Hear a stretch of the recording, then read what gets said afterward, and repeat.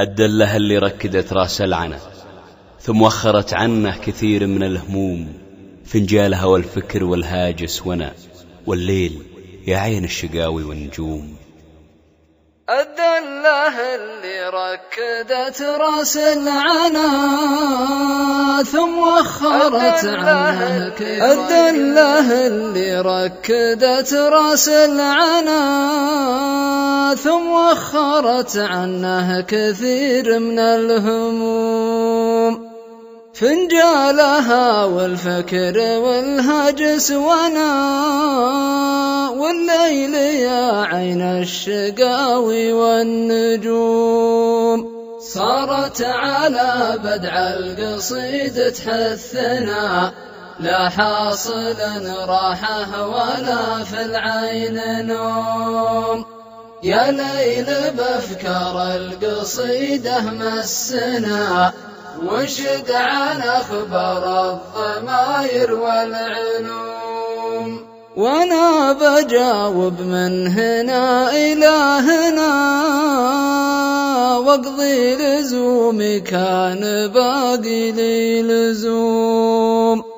بيت القصيدة والله انه لبنا وبيت بلا سيسان لا يمكن يقوم، نبنيه صح ولا يتعبنا البنا يمشي مع الأذهان ما هو بمعدوم. ما أقول لك يا ليل غير الله لنا نسمة برادك كيف تجعلها سموم. بعض الأوادم لو تمنى لهمنا تصير أماني بعضها مثل الحلوم،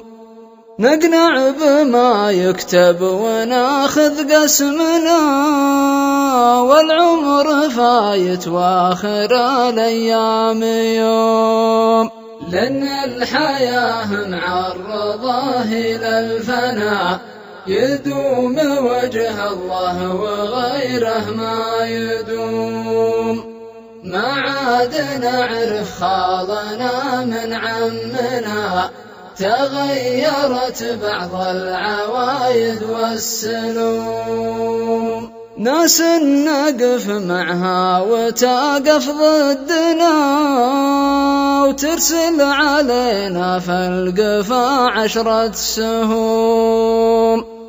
قامت دهاليز الزمن تلعب بنا وصارت تحوم قبل ما كانت تحوم. من سد نفسه ما نبيه سدنا لو اعتلى ثم صار من فوق الغيوم، نبي نصلي لين نصل شفنا ونبي نصوم ولازم المسلم يصوم، ندرس شريعتنا وناخذ حقنا ومن الخطا ما ظن فيها أحد معصوم، ويالله مع محمد تثبت صفنا وارحم عبادك يا غفور ويا رحوم، ويالله مع محمد تثبت صفنا وارحم عبادك يا غفور ويا رحوم، ويالله مع محمد تثبت صفنا وارحم عبادك يا غفور